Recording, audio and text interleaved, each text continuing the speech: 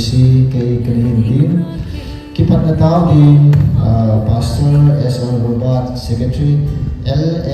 Vice Chairman LAPC and Mai Chang Lido na intin. Chule Kim Gun Tu Sing Keynote Golham Lalboy Vice Secretary LAPC. So hin zang ni din hawin na pat kana lako ani na samsa ho din tao na lam kai lako program pantau ke dunia kita nak tahu ini hele Pastor S.R. Robert Secretary LACNPF tu nama tak tahu ini kau tahu ke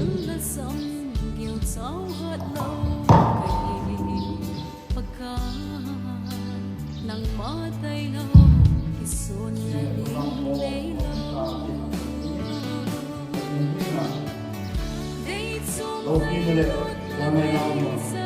Oh, kali tuni hin nampak din. Kali mungkin lihat pakai tuni hin LAPC to Kamboja. Ama po kapat panang kedua sebin teman. Kabung kawa, ketupat konawa teman gawking pendidikan. Wah, ketupat ikon bang macam tersusun. Pakai apa sih? Nalupin ang kapatwa, nalupin ang zona connectivity, lusip na gawin ng connectivity, napagpisihan ng nilupin ng mga solot sihi.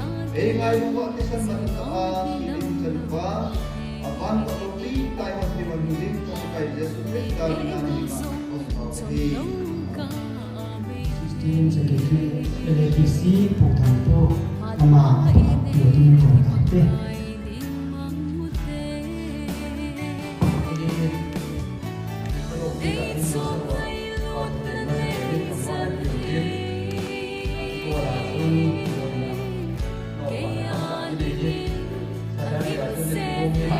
Mai hồn là mai sàn đi xỉn nên vàng vài thầy chỉ có lần thái giang của tăng một điểm sáng sòng đôi tân thái giang cho nên của tăng một xem đến vài thầy tân thái giang ăn mà họ trong xỉ thì ăn mà họ là in sông như thế ấy thì có anh tùy họ anh tùy họ nó trong xỉ thì mà sẽ về đi đến cái sự này dia mengatakan bahawa ada topik apa ni semua hausa si mahal maupun lampai itu bahasa untuk orang Islam.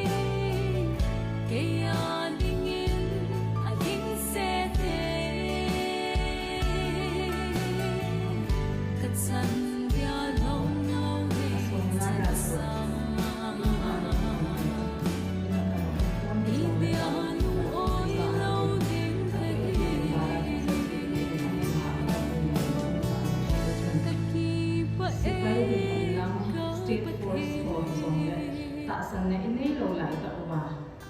Pun ini mak kau ubah. Ihin diu kami suaca nak umbi di ham. Baik sob le kini etson LAPC hot. Program kaman video he itu om se don. Hobun lam kai hot to kana ke hobun. Mana nung covid. LAPC ham ti le nama don ngai lubin. Nama don ngai lubin. Dia tu LAPC ke hot. Kipame, jadi asam pening na. Amba sa pening, punya akin egon piuba. Tabang table platform siya.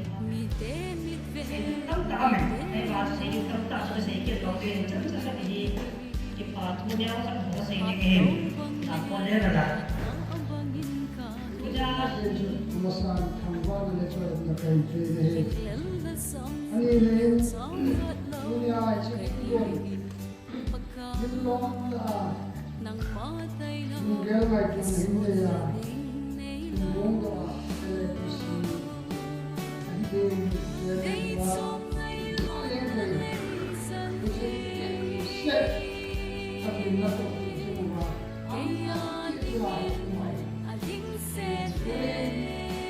so ever el papacha le ma chang ko tu ma ko ni da ku pa tu pa sa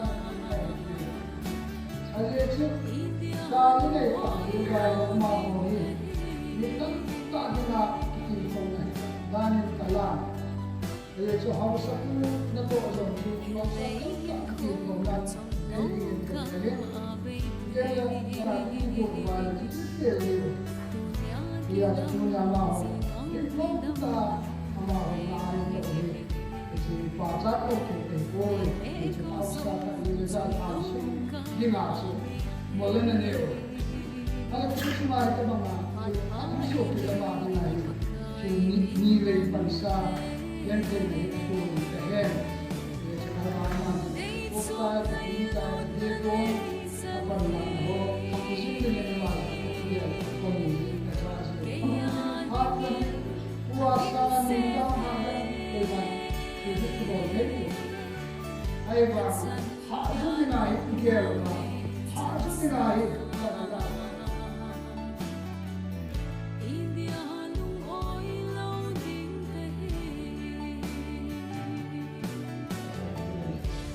ini kuah sekolah ini itu kuah kita juga punya hotel APC lamkai ho जैसे